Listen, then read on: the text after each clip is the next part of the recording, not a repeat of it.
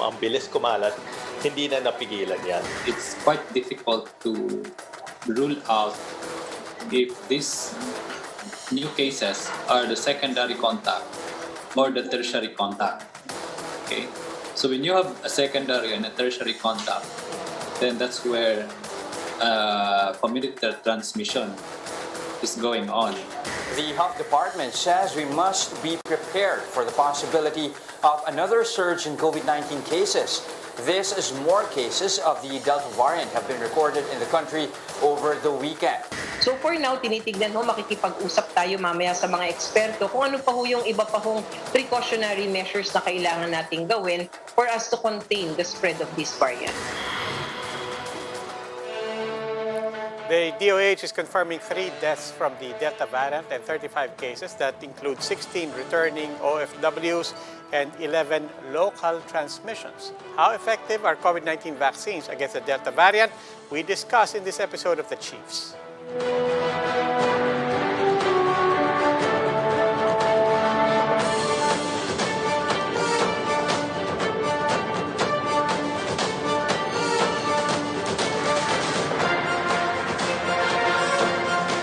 Welcome to this special edition of The Chiefs. I'm Robbie Alampay of One News, and also with us online are Ami Pamintuan of the Philippine Star, Lucy Cruz Valdez of News 5, and Ed Lingao of One News. Chiefs, happy Monday. Hi, good evening. Happy Monday. Ano, Ami, anong binabantayan natin? Well, of course, the Delta variant. But what yung papalapit na tugboat, papalapit sa Albay, nahaharangin daw nila.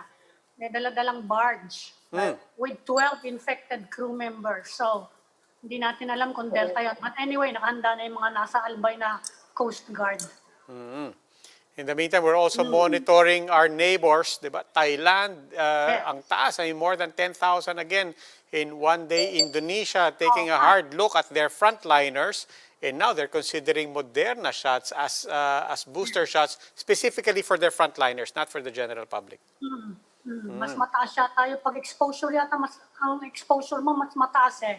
Yun lang naman yung talagang high risk, no? Kaya karamihan doktor yung mga nagkakasakit. But anyway, sa UK naman, baliktad na nangyayari.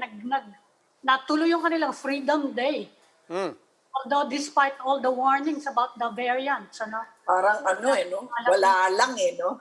Oh, but Parang isnabing yan. Parang ano na nagiging mentality. Naku, tama na yan. We've had enough. Parang nagiging ganun. Meron ding isa sa... Freedom Day. oh, pero nakakatakot, 'di ba? Yan din, ganyan din nakita. Now Paris, now Paris, 'di ba? Just across the channel is on practically locking down again. And really imposing restrictions again.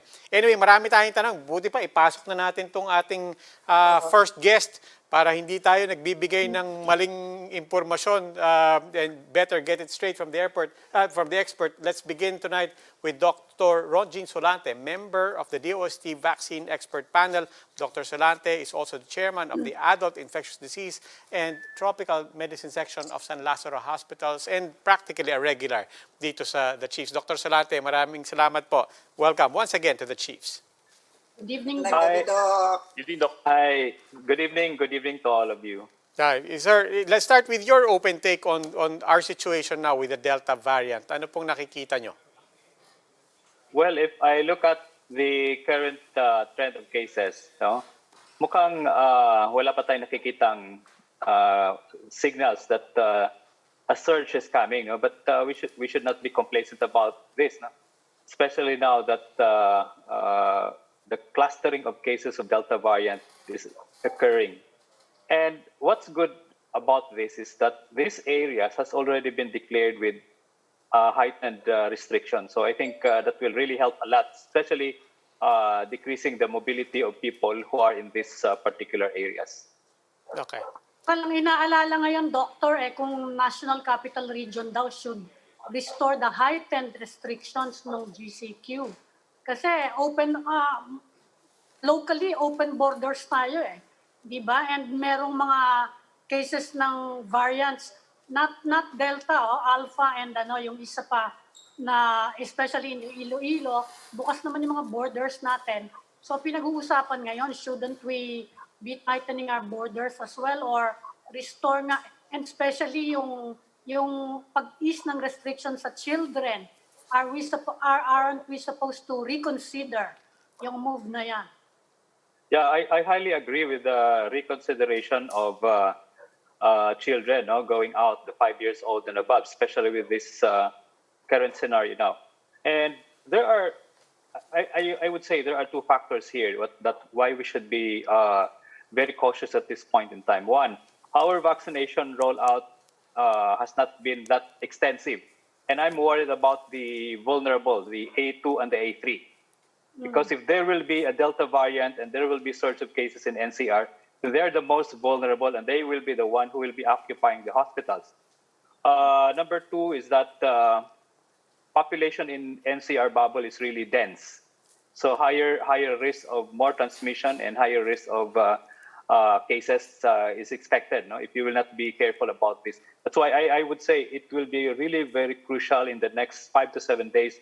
What is the trend of the cases? And I think IATF is already monitoring that type of surge of increase in the cases. But Is Doc, there a have we better- done everything that we need to Is there a do? better way to monitor the cases given that yun na nga sir, isa lang ang genome center at napakabagal ng rate. No, we only get ano nga ba yan? 5% ba yan every week ang nasa sample? Or less than that. Yeah, baka nga raw 1 sabi ni Yusek Berhere, no? 1%. And ang rate nga ng transmission ng Delta is, di ba, I mean, almost twice more than the UK. So paano natin hahabulin yung monitoring when we're so blind about the numbers? Yeah, ang importante dito, Ma'am Lucy, is really the trend of the cases, regardless what variant is that, no? Kung merong pumapalo yan na in one day tumataas ng 6, 7 yan, that's a bad sign. Meaning there's already massive transmission in the community because the behavior of the Delta variant is really drastic. When you look at data coming from abroad, Indonesia, some states in the US, ang taas talaga ng nila yung difference with the Alpha variant and then you have the Delta variant. It's really a drastic increase in the cases, and that's already a warning signal that we should really have strengthened and heightened restrictions. But I So guess you're the basic saying question, let's just assume that they're Delta, ganon na lang, no? Parang Yeah, yes. in a way, right? It's just better to assume that the case is Delta even if they were not genome sequenced, right? Yeah, because if you look at countries like us, third world country, our technology is not that as compared to other countries where they can do a lot of this sequencing in a matter of time, and that's why they have what we call real-time data that in this area there is ongoing Delta variant. So we rely on that number of cases that will be tested. So that's why I think very important now is the testing. How soon can they get to be tested, and how soon we can get the results? So they have at least real-time result of a per day number of But positive precisely, Doc, I think that's one basic question that we all hope to understand. Obviously, the operative word is sampling. No? So talagang hindi talaga lahat matetest. No? So sampling lang. And kanina I was talking to Dr. De La Paz of the UP National Institutes of Health, and she was saying, kahit hindi dumami, as long as we're being smarter about the sampling. I guess the question is, are you confident nonetheless that notwithstanding our current capacities for genome testing, that we're getting a fairly accurate picture of the situation and of the trend? And for that matter, how does our sampling, for example, how does our testing capacity compare with, say, a country like Indonesia? I think with only one laboratory doing the genomic surveillance, that's really too small and limited, I would say. And if you look at some countries, they also tap not only government, they also tap private institutions to help them in terms of getting also the picture of what is the current variants of concern. So we need, if we need to expand and we need to have more laboratories, I think that will be the direction now of the Department of Health to help also the Philippine Genome Center. And I think that what they're doing now is sampling in terms of what regions are getting number of cases, increase in the number of cases, and I think that's the way they look at and how they evaluated and detected this Delta variants. Like I think it's in Iloilo and somewhere in Cagayan de Oro. They were able to detect this Delta variant. Doc, but that's a question that we've been asking for mga 2 months already. Do we have enough people? Do we have enough equipment for the Philippine Genome Center? And if not, should we be adding more? Is there already a move to, for example, procure more genome sequencers and reagents as well? Ed, I'm not so privy about that particular area, no, but I think DOH has already had plans of really expanding the genomic surveillance, and hopefully it's not only with Philippine Genome Center but also other reference lab that can also be part of this surveillance. But, Sir, Doc, one question that I'm sure but- is being asked by a lot of people. Basically, ganito lang eh. Have we done enough? Are we doing enough to head off a Delta variant surge in the Philippines? I ask that in the context of, for example, after India, kasi you would think that all the countries have already taken steps to head off the Delta variant. But now you have Indonesia and other countries as well. So baka there are governments, there are countries that were confident as well of handling the Delta variant, pero hindi pala. So ayun po, do we have enough? Are we doing enough already, or is there more that really needs to be done? No, I would personally, in my observation, no, we will not know until such time we will be there. Remember the first and the second surge this year. We were so overwhelmed, and it's more of a reaction that we increase our capacity. And now our government, Department of Health, is also telling us to increase our capacity. Yes, we can increase the capacity, but what if you're looking at 50,000, 55,000 in one day? That's too much. Well, what we're seeing in some of the countries now is giving booster shots to their health workers, especially those who received the Sinovac. Well, we're seeing this in Indonesia. Huh? So are we seriously considering similar moves in our country, at least for health workers, muna, frontline? Yeah, for now, for now, we are not recommending any booster even for the healthcare workers. No, the 2-dose Sinovac, Pfizer, or the other brands is enough at this point in time. And our priority is really to vaccinate majority rather than giving the booster to a few and enhancing the immunity. So it's very important, especially for NCR, no? The A2 and the A3. If you look at data, there's only less than 50% of this population. And these are the highly vulnerable. When the Delta variant comes in and you have increase in transmission, these are the same people that will be going to the hospital, and that can overwhelm our healthcare facility. Yeah, but Doc, I mean, are you concerned? And I guess more to the point, what can we do? What can you do? What can all of society do to head off another surge, not in the virus, but another surge in vaccine hesitancy? Gaya ng nabanggit ni Ami, Indonesia is now talking about not just a booster shot for frontliners, but a booster shot of Moderna specifically, and not Sinovac, which they had used. And if reports are to be believed coming out of Thailand, that was precisely the concern of officials in Thailand. Na pagka lumabas yung balita na Moderna ang booster shots, what might the optics be in terms of, people saying, yung Sinovac pala, walang ano, even though that is not the intent. We have to stress that that's not the intent. But the optics of it and the message of it, are you concerned that might heighten vaccine hesitancy again, particularly with Sinovac? That's the reason why that when we look at data now, especially in our country, in the Philippines, what is the rate of breakthrough infections among healthcare workers? And I would presume our breakthrough infection is really low compared to Indonesia or even Thailand. Okay, and that's why our recommendation is still we are good with the 2-dose Sinovac, and we will wait for the data to come in, the overall rate of the breakthrough infection. And again, as I've mentioned, we'll come to that once we really see that we need a booster. But for now, I think it's not there's no indication yet to give boosters, especially for the healthcare workers.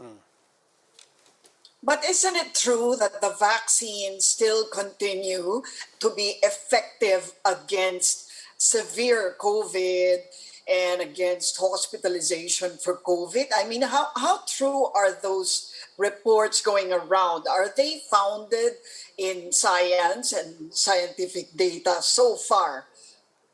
Yes, yes, Lucy. No, in fact, the Indonesian data, even in the Thailand data, the protection, especially against hospitalized COVID, is still very high, more than 90%, even with the Sinovac. No? So I'm still confident that for us to be protected, and the more important endpoint with this vaccine is that nobody should be hospitalized, nobody should develop severe infection as long as you're getting these vaccines. Over that, when you get the mild symptoms.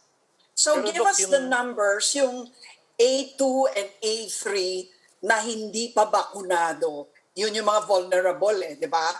Yeah. So pagpalagay na natin na X% of that ang makakuha ng Delta at ma-hospital, what kind of overwhelming numbers are we seeing here? Let's just an example, no? So for example, if the A2, no, the 60 years old and above, let's say it's 10 million, and out of the 10 million, only 2 million are vaccinated. Okay, so that's more or less 20%. Okay, you have 8 million highly vulnerable. That when they get the infection, higher risk for them. And you look at an 8 million risk for hospitalization, risk for mortality. That's too much. Now, in the meantime, Doc, Doc, Doc, I'm looking at a news story, a Reuters story coming from Jakarta yesterday. 114 doctors died from July 1 to 17, the highest number for any period of similar length. In a country where 95% or 94% of the health workers have already been vaccinated, what should we know about, how do we contextualize this? Is there anything that we're missing here? That's the reason why, in each of these countries, there are what we call technical working group that will really review and evaluate what's the breakthrough infection, what's the benefit of the current vaccination. And every now and then, that's what we're doing here in the Department of Health in the vaccine expert panel. For now, we cannot just compare ourselves with any of these countries because they have a different data, and we don't have those data on hand. If we have those data that 114 doctors are dead and they were vaccinated, developed severe COVID, then probably we have to review our vaccination recommendations for the healthcare workers. In the meantime, Doc, people are looking at the UK where they declared nga Freedom Day, as we mentioned, and they're easing restriction, no mask, no physical distancing. And there's talk here, halimbawa, in the office na nearly, like in our office dito sa newsroom namin, siguro 99% vaccinated na kami. Not fully, not all, may single dose, may full dose na. So can we ease restrictions? Can we, for example, stop wearing masks? What would you recommend? No. Again, our vaccination rate in the Philippines is not even more than 10%. It's less than 10%. Kahit within the office, the office. Yes, because if you are vaccinated and then you get the infection coming from outside, there may be vulnerable population in your office that you don't know that even if they get the vaccine, they can still get the symptoms. Okay, this is the catch here, no? If they get the COVID, they are mild because they are vaccinated. But what if they go home and then they will kiss their grandmother, their grandfather, who will now get the more severe? So these are the people that are at higher risk. okay. So kahit fully vaccinated, you can be a carrier. That's very important, ano? Yes. What about Doc, yung quarantine period? Are we thinking of stretching that again to 10, maybe even 14, just to make sure na yung mga found positive ay, 'di ba, tatagalan talaga? Yeah, the recommendation of the IATF is really 14, no? And then I think For we the modify positives. it. Yeah, for the positive. So I think that But for I'm fine with it. What about the secondary and tertiary? Yung mga ganun. I mean, yung close contacts. 10 that pa will- rin, di ba? Yes, that will apply to the secondary and the tertiary contacts, no? Until such time that they are being tested. If they are negative, then that I think would set them free to be out and can mingle with other people as long as they're negative once they are contact traced. Okay, in the meantime, sir, we're talking about, I mean, how does this all square with the fact that now the NCR and ano, is easing restrictions, GCQ pa rin, but we're starting to ease restrictions. What are your concerns there? That's the reason why that I think at this point in time we need to observe what the trend will be in the next 7 or 1 week, and then before we will decide that we will transform to a more relaxed community quarantine. Because what's important here is really being proactive. Aside from being proactive, we have to be really be careful, no? Each one of us, especially the minimum health protocol measure should always be part of our life now. Well, with the threat posed by Delta, are you reconsidering the discretion given to LGUs of accepting vaccination cards only from inbound travelers? Or do you want to require again RT-PCR for international travel? I highly agree that we need to get again the RT-PCR for travelers, Yeah. even within the region. Yeah. Okay. Okay. But- Dr. Ronjin Salante, maraming salamat po, as always, for joining us. Thank you. you, Thank you. Doc. Si Doc, Safe. ingat po. Bye. Okay. Please stay with us. The Chiefs will be right back.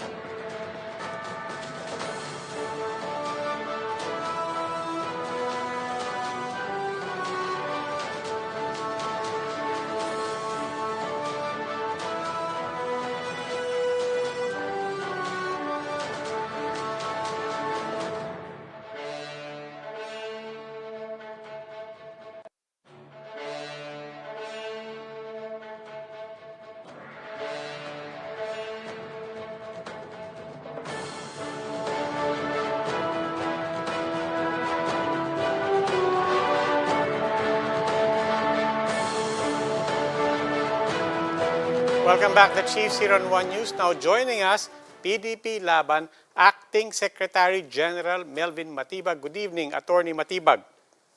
Good evening Evening, po, Attorney. and all the viewers. Good evening. Okay, Attorney, lilinawin ko lang para safety tayo ha. As objectively as you could answer it, meron bang aangal na pinakilala kitang Acting Secretary General ng PDP-Laban? Marami. Okay lang naman po, pero right now, ang ano na po talaga is Secretary General because I was elected po nung Saturday po na election.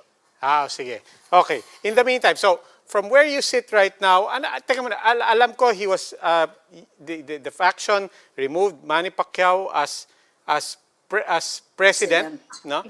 But what is his status right now? Is he still a member of the party? Still a member po of the party, and he was not nominated and voted as an officer, so he still remains as a member of PDP-Laban. Paano sabi ni Secretary Carlo Nograles today, you continue to reach out to the two senators who remain party stalwarts, ano? Anong balak niya? Anong end game doon sa mga negotiations na yan? Because I don't think they're going to budge on their position na your meeting over the weekend was illegal, and they are still they still maintain that they are still the acting party president and executive vice chairman.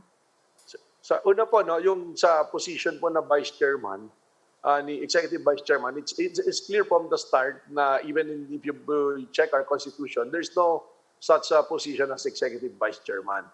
So yun naman po kay Senator Pacquiao as acting president, Wala na po yun kasi nga po, nagkaroon nga po ng election nung Saturday wherein Secretary Cusi was unanimously elected as the new president of the party. So wala na po yun. Ngayon, of course, they can always claim na illegal and all, but we are standing on solid legal grounds na what we did last Saturday and last Friday and even the May 31 meeting in Cebu, ano po yan, it's all in accordance with the Constitution of PDP-Laban. But you will confirm that there are back-channel talks with the two senators. We've been reaching out. Actually, from the start po, even nung nagsalita na si Senator Pacquiao against us, when we started pushing for the President to run for Vice President, we've been sending letters, official communication, and text messages. And even yung mga kalapit po nila, we've been asking to set up a meeting. But to no avail, so they just ignored it. And in fact, yun pong opportunity sana to speak and to address the entire leadership and the membership of PDP-Laban. They were invited, hindi pa rin po sila dumalo. So yun po yung naging problema niyan. Napag-uusapan po yung pagka-VP, no? Ano po ang reaction nyo doon sa, well, marami nga nagsasabi, ano ba naman yan si Presidente, hindi ba niya alam na hindi naman immune ang VP, no? At bakit yun ang pinangalandakan niya? mga ganong komento. Ano nga po ba sagot nyo dyan? Parang lahat kayo ay pumalakpak nung sinabi niya yun. At ngayon ay, inakusahan pa kayo na may plano raw talaga na mag-succeed siya as president sakaling mag-VP siya. I'm sure the president knows that. The letters of the law. He lived more than half of his life as a lawyer. He's a seasoned lawyer. So he knows kung ano po yung limitation.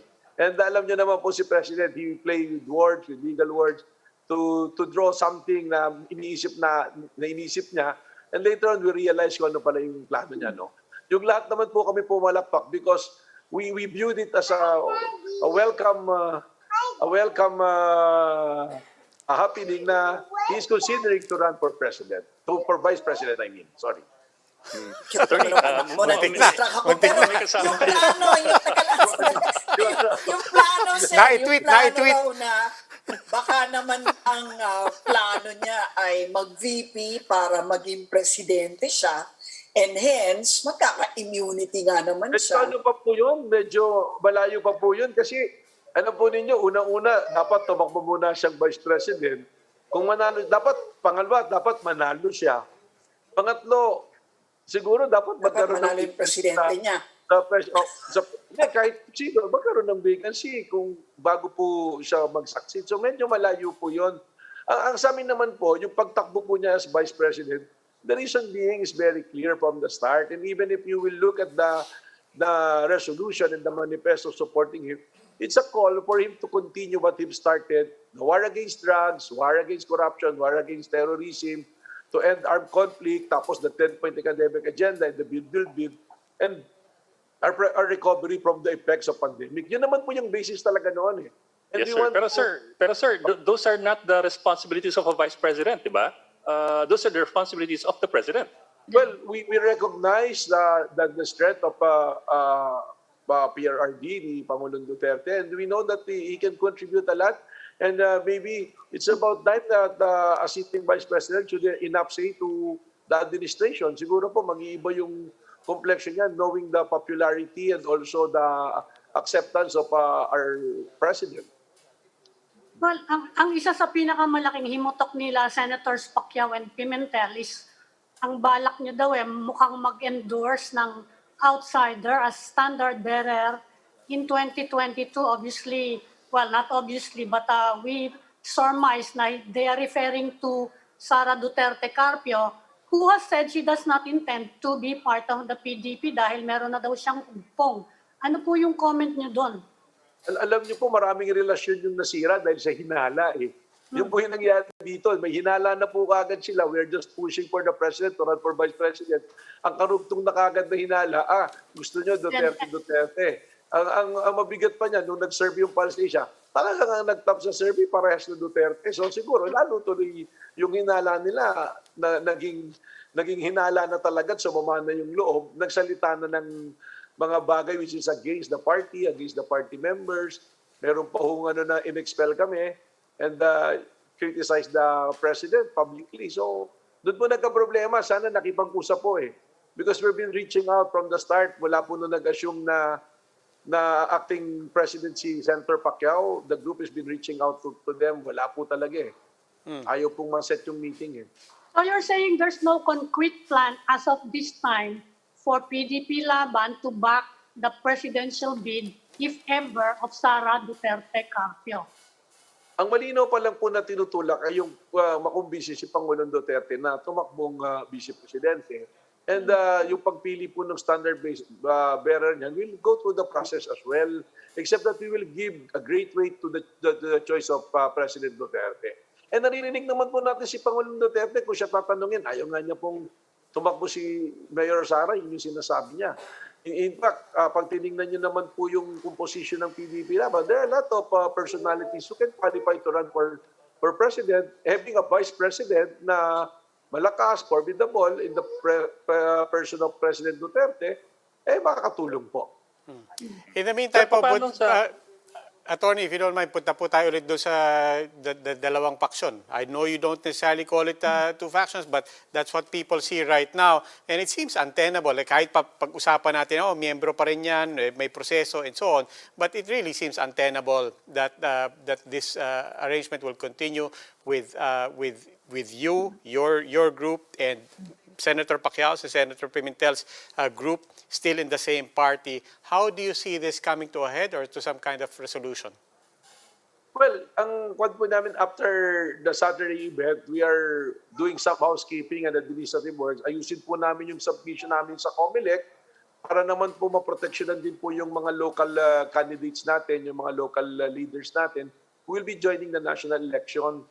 One of the major reasons why we pushed through with the 16 and 17 event, July 16 and 17 event, is also to protect our local leaders. Hindi naman po national candidate lang ang pinag-uusapan natin pag-eleksyon.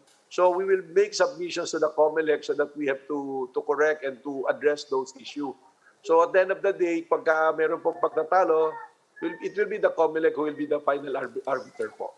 Yes, sir. Sir, it's good that you mentioned that kasi sa Agosto 15 na po yung last day ng filing ng mga partido ng kanilang sworn information and update statement. Kumbaga, yung listahan ng mga opisyal at mga miyembro ng partido. So that's less than a month from now. Given what we've been hearing from Senator Coco Pimentel, mukhang hindi siya bibigay. As far as he's concerned, he and the Pacquiao are still the leadership of the PDP-Laban. So in all likelihood, by August 15, you will have two groups of the PDP-Laban filing an SIUS. Well, pero pag tinignan mo po kasi yung nangyari nung Saturday, I don't know how can Senator Pimentel and Senator Pacquiao contend with what we did last Saturday kasi po ang pinagbasihan po namin ng quorum ng attendance is the same CUs na pinasa po ni Senator Pimentel noong November 2020. So doon po namin nakuha yung quorum, doon po namin nakuha yung mga boboto. Kaya ito nga po yun submission po to ni Senator Pimentel. So yung sinasabi po delinquent members yung mga dumalo at yung nag-participate, wala. Ito po yun we got the quorum from here and this is their submission. How can you contradict yung sinabit mo? This is a sworn statement.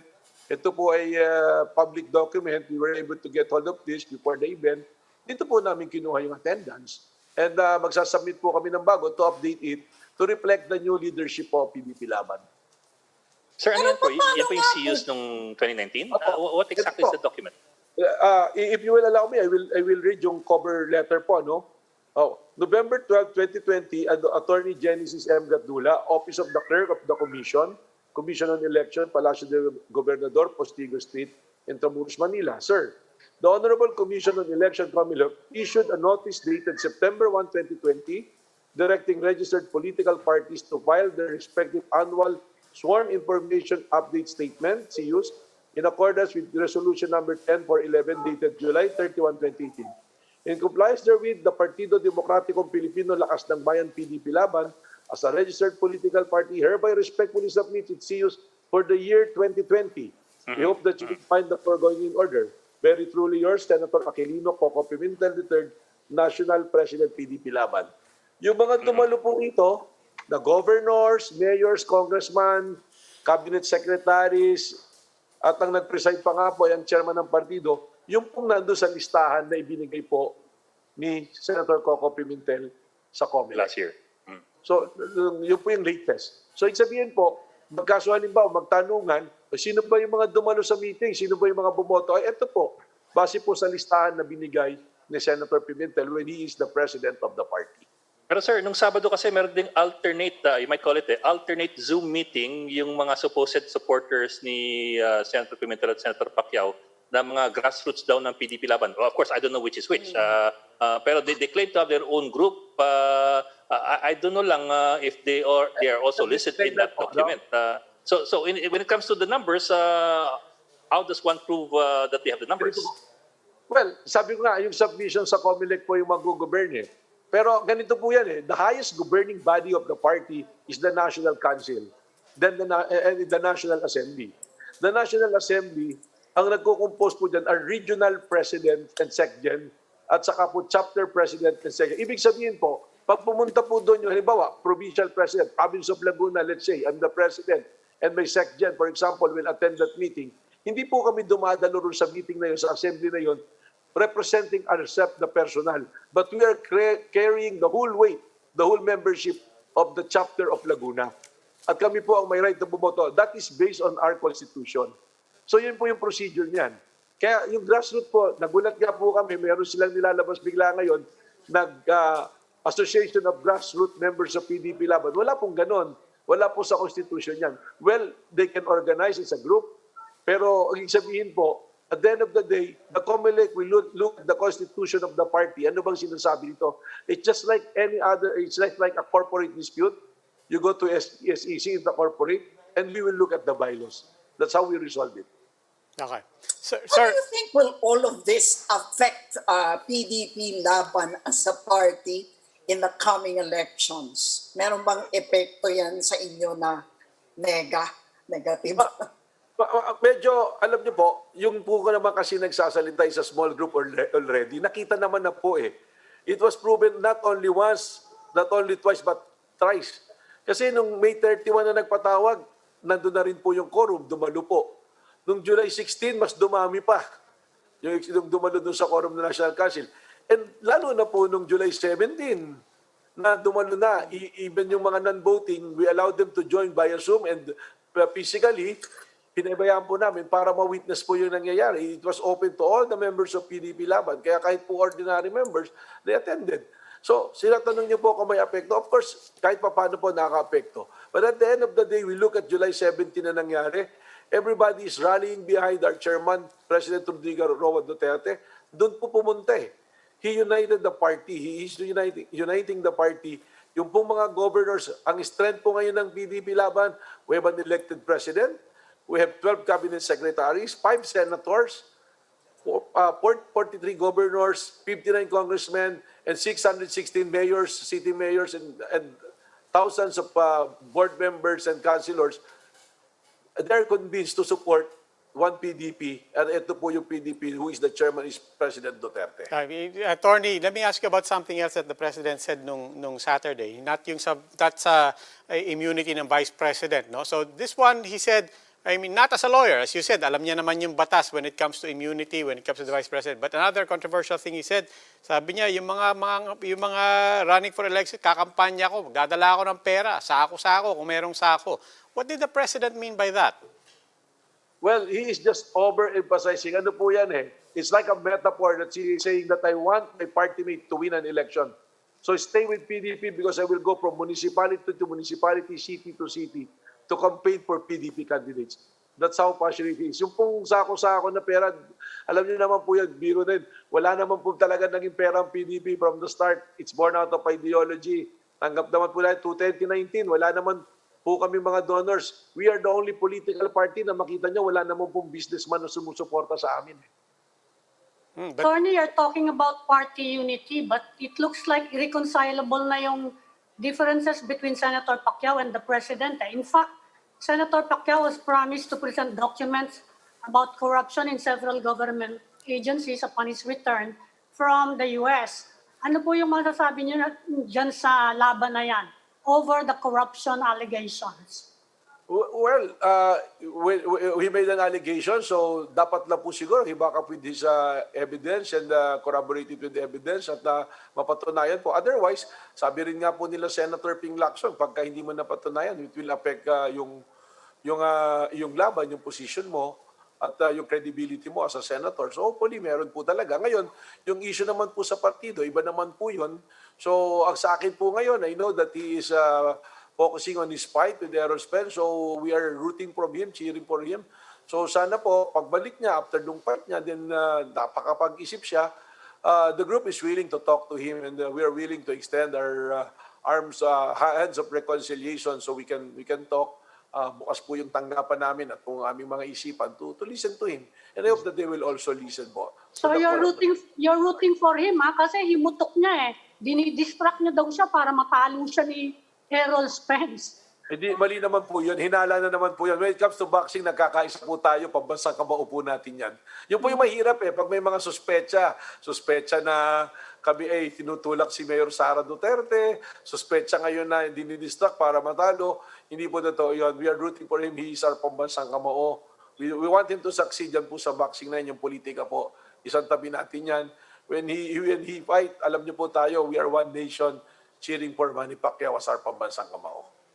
What do you think Manny Pacquiao did that made PDP-Laban essentially swear him off? Was it his declaration that he was going to run for president, or ano ba, or was it yung inoppose niya yung assembly nyo noong July?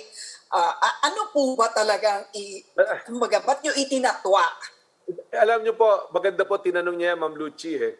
But if you will look back doon sa kasaysayan talaga, when he assumed office noong December 2, 2020, when Senator Pimentel resigned, and then he assumed as acting president, wala naman po nagkumonta at nagsalita eh. Even if it's outside of the process.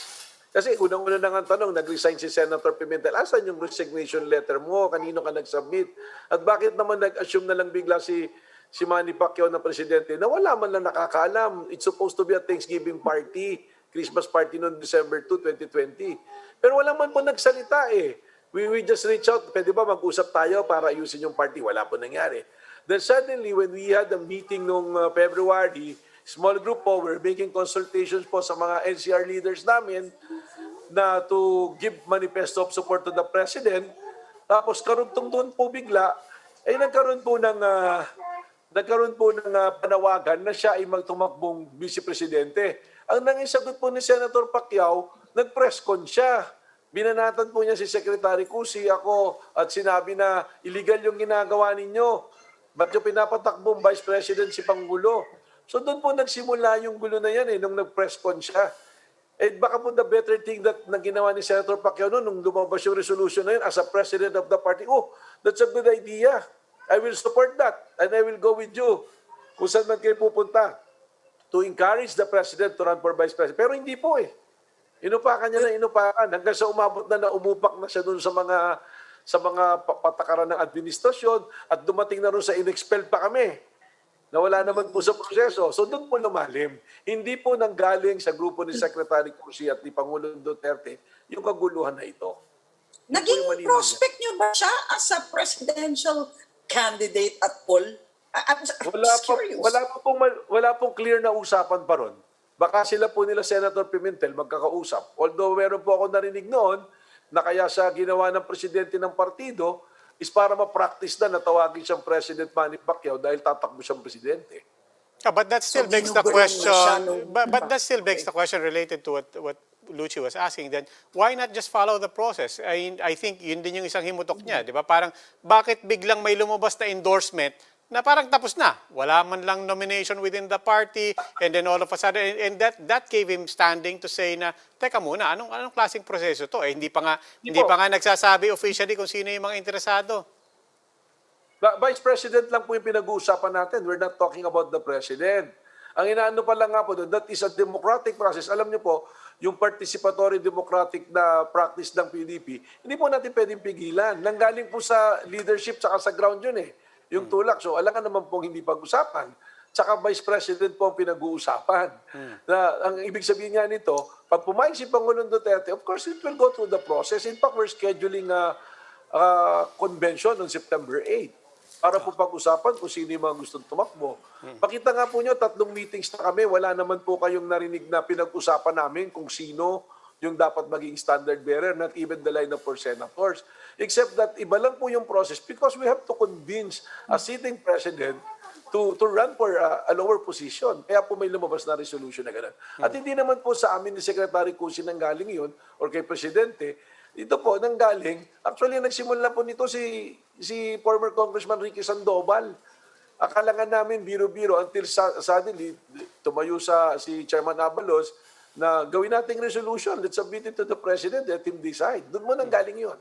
Yeah. But Attorney, you have if- to admit even that process is pretty irregular. I mean, for you to think about your vice presidential candidate and to basically ask him to be the one to decide who's going to be the presidential candidate, I mean, that process in itself is There's nothing irregular. irregular siya.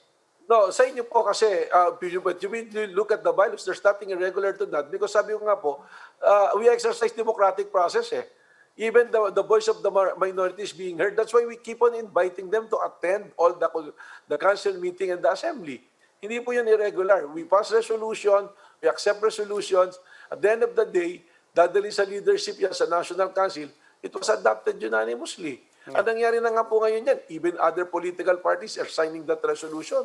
Even local government units down to the barangay level, meron pong ganung resolution. So there is a clamor, there is a call. Ano pong gagawin ng PDP? Are we going to ignore the call?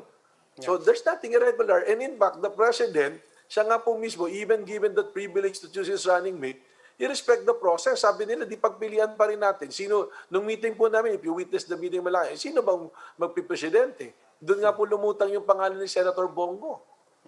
So, isabi, may proseso po. Ang problema po, nagsimula na nga sa hinala na ang tingin nila, meron pong nakatago na plano. Yun ang sinasabi nila eh. And even yung date ng convention na May 31, nilagyan pa ng mali siya na it's a birthday celebration of another prominent politician na gustong tumakbong presidente.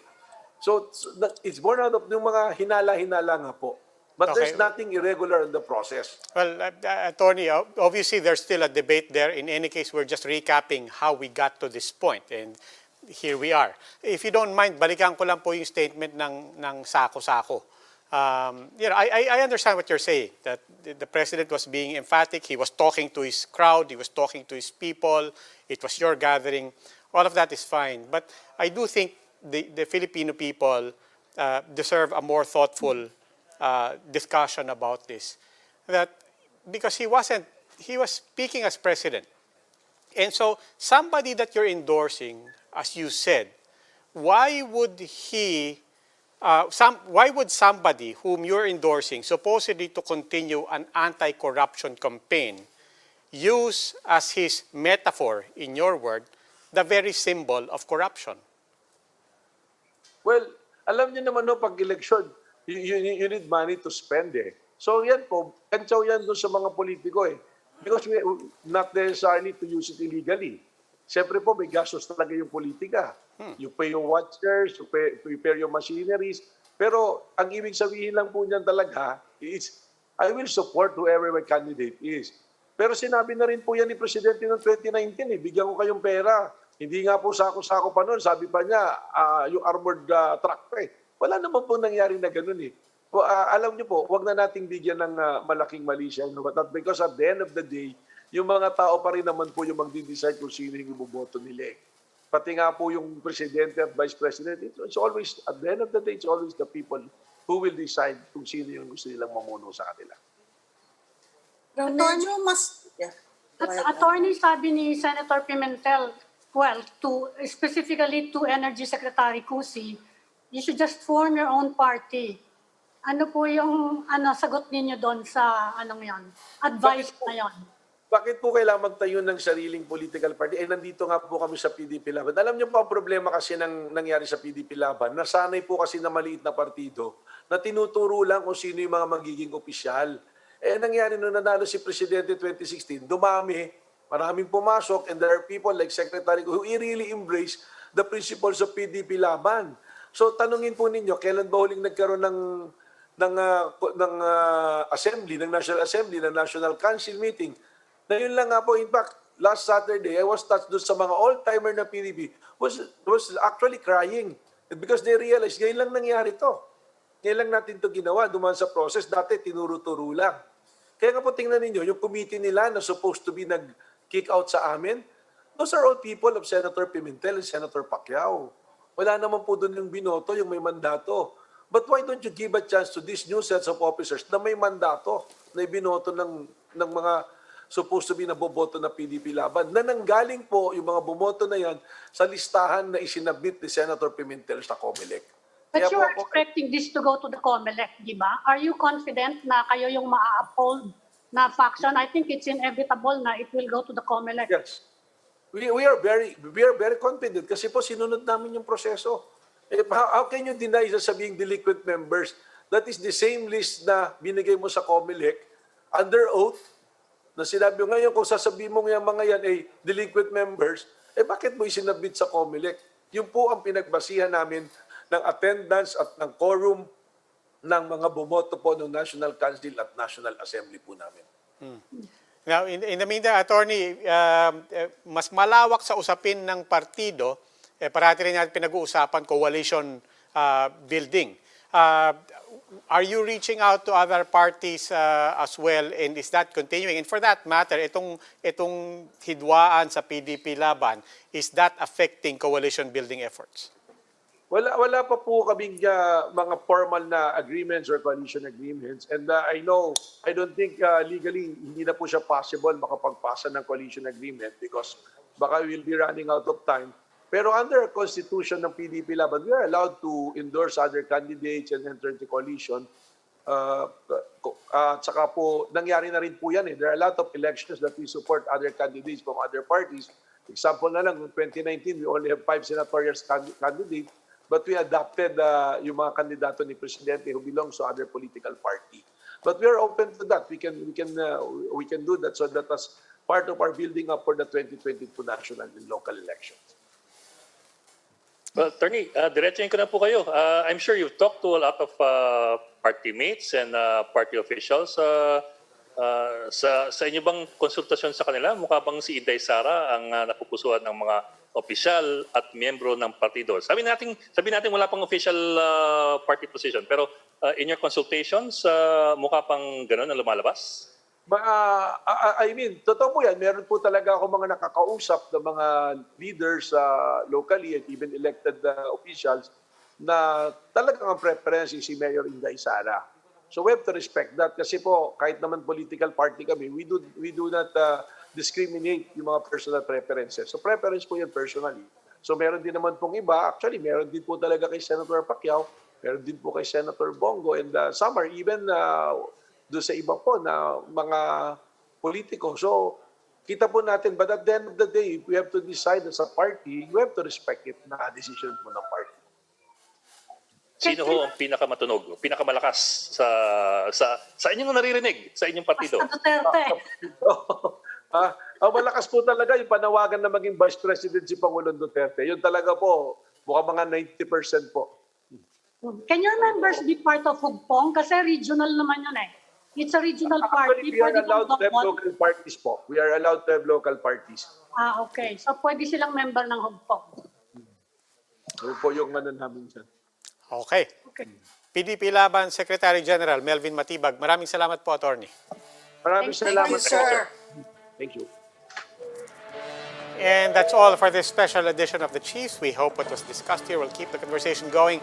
Before we go, a reminder to everyone, mask on, wash hands, stay safe, Philippines. I'm Robbie Alampay. I'm Ami Paminton of the Philippine Star. I'm Lucy Cruz Valdez of News 5. I'm Ed Lingao, PR1 News.